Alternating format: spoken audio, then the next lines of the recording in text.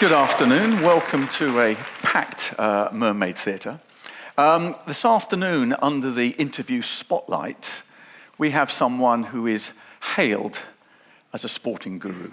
Would you please give a warm welcome to Sir Dave Brailsford? Well, Dave, you describe yourself as a distinctly average cyclist. Distinctly. You've admitted that you've never, ever won a bike race.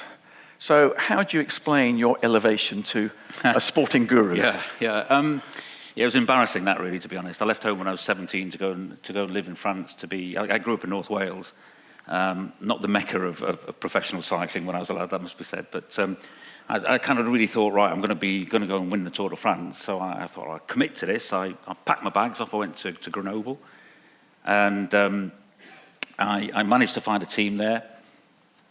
And eventually started racing for a little while, and then realised pretty early on that you weren't going to make it. It wasn't going to happen. And I tried so hard, and I was so committed, and I read everything I could. And I wasn't great at school, but I found my calling, if you like, in sports science, sports nutrition, sport. I loved it all.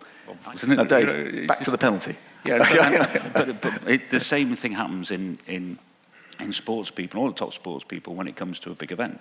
If they start to engage, or they, even worse, become hijacked by an emotional, the consequence of the emotion, what might happen to me as an individual, my ego, it's a fear thing, then that will potentially impact on my ability to be able to perform a task. And so what can you do to train that?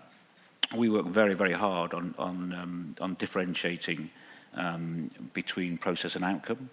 And it is trainable. It is. You can work on it. You can train yourself to think in those ways. And so, process is something you can control. Outcome is out of your control. Yeah. So forget the result.